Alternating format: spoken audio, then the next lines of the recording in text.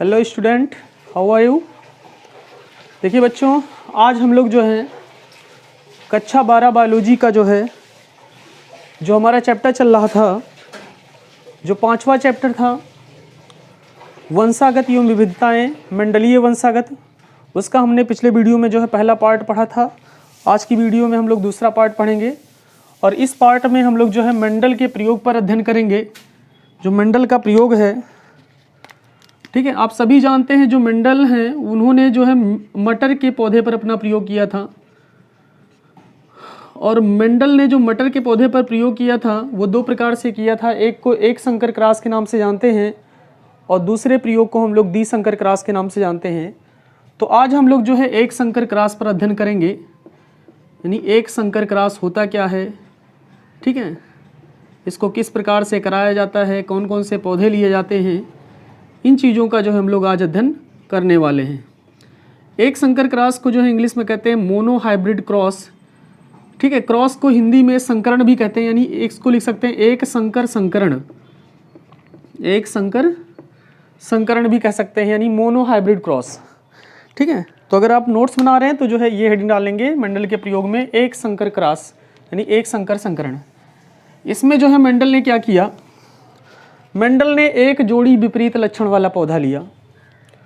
एक जोड़ी विपरीत लक्षण वाला पौधा मतलब एक पौधा कोई दूसरा लक्षण था और दूसरा पौधा जो था उसका विपरीत लक्षण उसमें था। तो इसके लिए मंडल ने क्या किया, एक जो है लंबा पौधा लिया मटर का, एक मटर का कैसा लिया पौधा, लंबा पौधा था। जैसे मान लीजिए ये मटर का पौधा है, थोड़ा सा लंबा है। और दूसरा उन्होंने पौधा लिया मटर का जो बौना पौधा था, बौना पौधा था, यानी जो है छोटा पौधा बना देंगे आप मटर का, ठीक है, इस प्रकार से। अब सभी जानते हैं कि लंबा पौधा अलग रहेगा और बौना पौधा अलग रहेगा। अगर इन दोनों का क्रॉस करवाना है, संकरण करवाना है इन दोनों के मध्य, तो हमें पर परागण कराना होगा।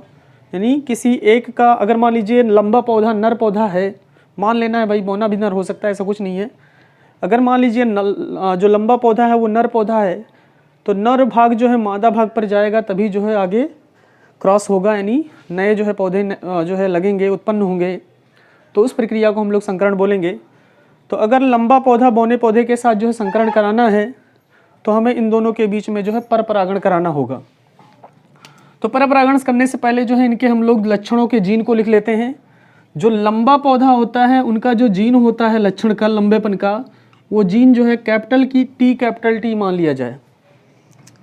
और जो बौना पौधा है उसके जीन को मान लिया जाए स्मॉल टी। देखिए जो जीन होते हैं लक्षणों के वो सदैव जोड़े में होते हैं, इसीलिए हमने कैपिटल टी 2 बार लिखा हुआ है। इसी तरह से स्मॉल टी 2 बार लिखा हुआ है, ठीक है। जीन के लिए जो मंडल थे उन्होंने कारक शब्द का प्रयोग किया था, ये हमने बताया ही था पिछली वीडियो में। आप यहाँ पर कारक भी कह सकते हैं। तो मंडल ने क्या किया, अब इन दोनों का जो है क्रॉस करवाया। क्रॉस करवाने पर देखिए इसमें जो है दो चीज़ें हैं, दो युग्मक हैं। कौन कौन से युग्मक हैं भाई, एक है कैपिटल टी, तो इसको थोड़ा सा आप अलग कर सकते हैं, इस तरह से भी लिख सकते हैं कैपिटल टी, और इसको जो है आप लिख सकते हैं स्मॉल टी। तो देखिए क्रॉस किस प्रकार से होगा, एक जीन दूसरे जीन के साथ जुड़ेगा क्रॉस में। तो अगर इसको ध्यान से देखिएगा, अगर इसको इसके साथ जोड़ते हैं तो जो पौधा बनेगा वो कैपिटल टी स्मॉल टी बनेगा। अगर इसी को इसके साथ जोड़ते हैं तो भी जो पौधा बनेगा वो कैपिटल टी स्मॉल टी ही होगा। अगर इसका क्रॉस इसके साथ होता है तो जो पौधा बनेगा कैपिटल टी स्मॉल टी ये भी बनेगा, और अगर इसका इसके साथ क्रॉस होता है तो पौधा जो बनेगा वो भी बनेगा कैपिटल टी स्मॉल टी। अब आप जानते हैं या पीछे बताया गया था आप लोगों को, जब मंडल ने जो है प्रयोग के लिए जो पौधे का लक्षण लिया था, 7 जोड़ी लक्षण लिया था, उसमें लंबापन जो है बौनेपन पर प्रभावी होता है। इस कारण जो कैपिटल टी के जीन होंगे वो स्मॉल टी के जीन पर प्रभावी होंगे, अर्थात जो कैपिटल टी स्मॉल टी पौधा होगा वो भी लंबा ही होगा, ठीक है। कैसा जो है क्या होगा, लंबा ही होगा, अर्थात इसको हम लोग सामान्य लंबा भी बोल सकते हैं। ये सभी पौधे जो है सामान्य लंबाई वाले होंगे, यानी बौना कोई भी नहीं होगा। ये भी समान लंबाई का, ये भी समान लंबाई का, ये भी समान लंबाई का है। ये जो कराया जा रहा है ये है क्रॉस पॉलिनेशन। क्या है? क्रॉस पॉलिनेशन, यानी पर परागण आप लोग हिंदी में देख सकते हैं, ठीक है, क्योंकि पर परागण होगा। और ये जो बना इसको हम लोग बोलते हैं F1 जनरेशन, यानी प्रथम संतानीय पीढ़ी, F1 जनरेशन है ये, ठीक। अब उसके बाद जो है मेंडल ने क्या किया, पुनः इनका जो है इन पौधे का हमने जो है द्वितीय संतानीय पीढ़ी में उन्होंने अध्ययन किया। और द्वितीय संतानीय पीढ़ी में अध्ययन करने के लिए क्या किया, इनमें से कोई दो पौधा ले लिया, चाहे ये ले लीजिए, ये ले लीजिए, ये ले लीजिए, ये ले लीजिए, या ये ले लीजिए, कोई भी दो पौधा ले सकते हैं, क्योंकि सभी के जो जीन हैं या कारक हैं वो सभी समान हैं, तो कोई भी आप दो पौधा ले लीजिए। मान लीजिए अगर हम ये वाला और ये वाला दो पौधा ले ले रहे हैं, तो इसका जो जीन बनेगा इसको हम लिख सकते हैं कैपिटल टी स्मॉल टी ऐसे, और इसको लिख सकते हैं ऐसे कैपिटल टी स्मॉल टी, ठीक है, लिख सकते हैं। उसके बाद क्या किया, इन्होंने ऐसे ही क्रॉस करवाएंगे जैसे यहाँ पर करवाया था। तो अगर इसका इसके साथ करवाया जाए तो आपको पता है क्या बनेगा भाई, कैपिटल टी कैपिटल टी।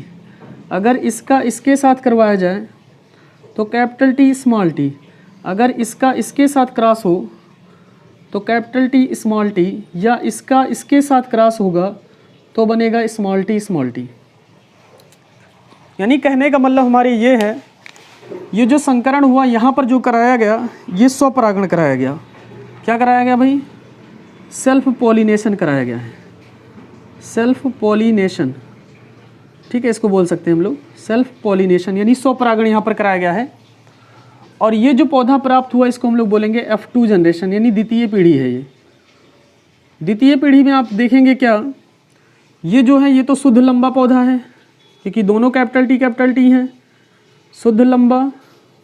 और ये दोनों क्या हैं, ये सामान्य लंबे हैं, सामान्य लंबे पौधे हैं। और ये पौधा कैसा है, शुद्ध बौना पौधा है, शुद्ध बौना पौधा है ये, ठीक है। तो इस प्रकार से द्वितीय संतानीय पीढ़ी में जो है मेंडल ने क्या देखा, जो लंबे सामान्य लंबे और शुद्ध बौने पौधे का अनुपात था वो आया 1:2:1, अर्थात एक जो पौधा आया वो शुद्ध लंबा आया, दो पौधे जो आए वो सामान्य लंबे आए, और एक पौधा जो बना वो शुद्ध बौना बना, ठीक है। अब इस तरह से इसको जो है किसी बुक में जो है इस अनुपात को ऐसे भी लिख दिया जाता है 3:1 भी, क्योंकि जो दो सामान्य लंबे हैं वो भी वास्तव में लंबे ही हैं, और ये भी लंबा है, तो इसको जो है हम लोग 3:1 भी कह सकते हैं। तो कभी कभी आपसे क्वेश्चन पूछा जाता है कि मेंडल के एक संकर क्रॉस प्रयोग में जो पौधे प्राप्त होते हैं उनमें लंबे और बौने पौधे का अनुपात क्या होता है। तो अगर ऑप्शन में ये दिया हुआ है तो आप इस पर टिक कर सकते हैं, अगर ऑप्शन में ये नहीं है तो ये है, तो आप इस पर भी टिक कर सकते हैं, दोनों सही है। अगर दोनों दिया हुआ है तो ये ज़्यादा बेटर है, 1:2:1, क्योंकि ये स्पेशलाइज्ड करता है कि एक शुद्ध है लंबा, एक जो है दो जो है सामान्य लंबे हैं, और एक जो है शुद्ध बौना है, उसको जो है स्पेशलाइज्ड करता है, इसलिए ये ज़्यादा सही है। लेकिन ये अगर ऑप्शन नहीं है तो आप इसको भी टिक कर सकते हैं, क्योंकि ये भी सही माना जाएगा, क्योंकि जो दो सामान्य लंबे वो भी वास्तव में लंबे ही हैं। एक पौधा जो है क्या है, बौना है। तो इस तरह से शुद्ध लंबे और बौने पौधे का जो अनुपात निकल के आया वो क्या निकल के आया, 1:2:1 अथवा 3:1 निकल के आया। अब जो है अगर हम आगे की पीढ़ियों में बात करें तो जो शुद्ध बौना पौधा है वो सदैव बौने पौधे का ही निर्माण करेगा, क्योंकि इसमें दोनों जो जीन हैं वो स्मॉल टी ही हैं। या जो शुद्ध लंबा है, अगर इसको बोलें कि ये पीढ़ी दर पीढ़ी किस प्रकार के पौधे का निर्माण करेगा, तो ये भी पीढ़ी दर पीढ़ी जो है शुद्ध लंबे पौधे का ही निर्माण करेगा, क्योंकि ये दोनों जो है जीन या कारक जो हैं क्या हैं, समान है, जिसको हमने जो है समयुग्मनजी भी केस कहा था, यानी होमोजाइगस भी कहा था। यहाँ पर जो है कैपिटल टी स्मॉल टी और कैपिटल टी स्मॉल टी जो है विषम युग्मनजी जो है कारक हैं, जीन हैं। ये जो है पीढ़ी दर पीढ़ी कैसे पौधे उत्पन्न करेंगे, ये 3:1 में फिर से उत्पन्न करेंगे, क्योंकि यहाँ पर देखिए कैपिटल टी स्मॉल टी का जो है क्रॉस कराया गया है, तो 3:1 में या 1:2:1 भी कह सकते हैं उसको, इसी अनुपात में जो है पीढ़ी दर पीढ़ी पौधे उत्पन्न करते रहेंगे। तो ये हुआ आपका जो है मेंडल का जो है एक संकर क्रॉस प्रयोग। मेंडल ने एक संकर क्रॉस के फलस्वरूप जो है दिखा दिया, प्रयोग के फलस्वरूप दिखा दिया कि किस प्रकार से जो है अगर विपरीत एक जोड़ी विपरीत लक्षण वाले पौधों को जो है लेकर क्रॉस करवाया जाए तो पहली संतानीय पीढ़ी में और द्वितीय संतानीय पीढ़ी में किस प्रकार के जो है पौधों का अनुपात रहता है और उसके बाद जो है पीढ़ी दर पीढ़ी उनकी कैसे आगे चलती जाती है। अगर इसको जो है आप भाषा के रूप में लिखना चाहें कि एक संकर क्रॉस होता क्या है तो आप लिख सकते हैं कि जब एक जोड़ी विपरीत लक्षण वाले पौधों के बीच संकरण कराया जाता है तो इस प्रकार के संकरण को एक संकर संकरण यानी एक संकर क्रॉस कहते हैं। जब एक जोड़ी विपरीत लक्षण वाले पौधे, ब्रैकेट में आप लिख सकते हैं कि एक लंबा और एक बौना, के बीच जो है संकरण कराया जाता है यानी क्रॉस कराया जाता है तो जो नए पौधे बनते हैं उनको हम लोग एक संकर संकरण कहते हैं।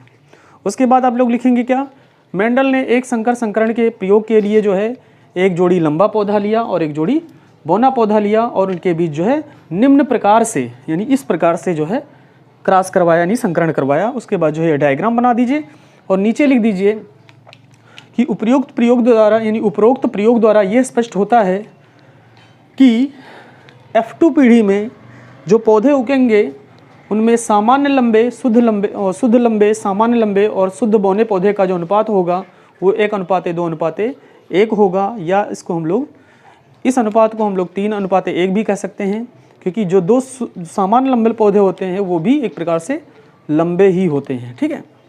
उसके बाद आप क्या लिखेंगे, जो शुद्ध बौना पौधा होता है वो पीढ़ी दर पीढ़ी जो है बौने पौधे का ही निर्माण करेगा और जो शुद्ध लंबा पौधा होता है वो अगली पीढ़ी में जो है अपने लंबे पौधे का ही निर्माण करेगा क्योंकि इसमें जो है होमोजाइगस कारक हैं यानी होमोजाइगस जीन है।